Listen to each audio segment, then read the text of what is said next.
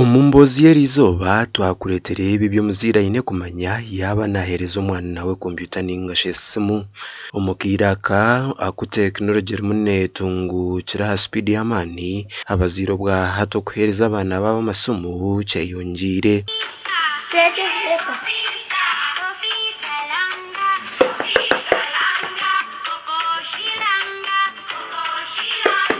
Biro bino tuli mu mulembe nambere abaana bakutunga kompyuta n'amasimu aga twakwesere smartphone bakyali bato muno, baitu mu kutunga amasimu ago na kompyuta nikiija n'ebirungi bingi kandi nikiija n'ebibi bingi.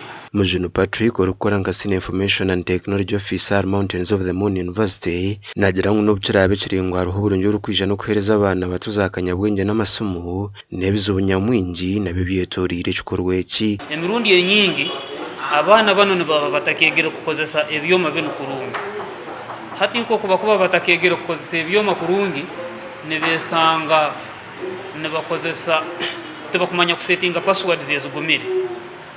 Mu kutamanya kusetinga passwords ezigumire noyesanga ngu nikyanguha omuntu ondi kuteeba password yakukozesa then akamalira accessingire ebintu by'omwana kandi mu accessinga ebintu by'omwana akamalira obundi akozesa account y'omwana kugikozesa ebintu ebitali birungi. Mujino nagira ngo amasimu na za kompyuta nibireeta obuzibu bw'amaani aha maisho g'abaana ahabw'okumara obwire bwingi barikubireebaho. Nikyo ekitwakwesereho eye strain.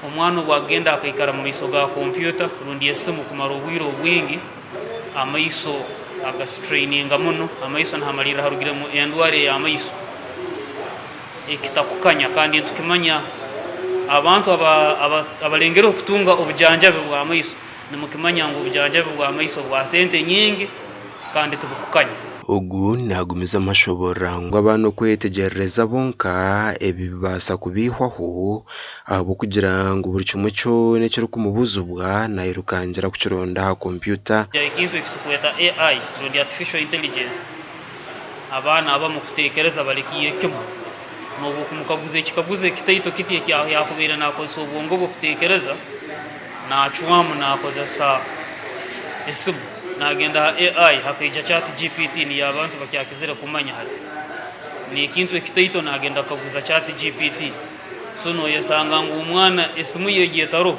rundi kompyuta etaro kitaito muno ekyasobora kwekora.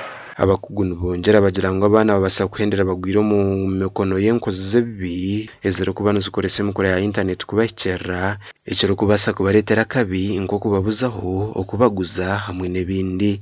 Okwehara ekizibu eki Mujino nagira ngu amasimu narishi za kompyuta biine kuteebwaho za software eziine kutanga abaana aba okubikoresa okumara obwire bwingi. Hati nk'oku twesangire ngu omulembe gunu gwizire kandi obundi nikiguma kwetantara abaana kubaha kompyuta zino rundi smartphones. Ekyokubanza ekyakukozerwe esimu zino rundi kompyuta zikakorwa na software ezosobora kuteekamu kurora ngu omwana niija kumusiba iwe osokusetinga ngu nyowe omwana wange ninyenda esimu yenu agikozese ege ekiro kyona agikozesa kumara esaaha emu kakuba esaaha emu egyehika nemara neyalookinga.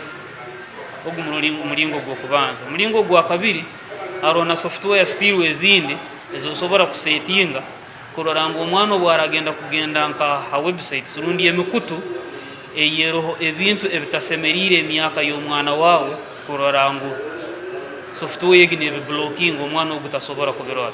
Ripoti ya polisi y'omwaka oguhwire neereka ngu emishango 774 ekaba eine akakwate n'okukoresa kubi za kanyabwenge kandi ripoti neereka ngu bingi abari omu mishango egi bakaba bari abaana bato. Gashakwa Jonan Tusingwire.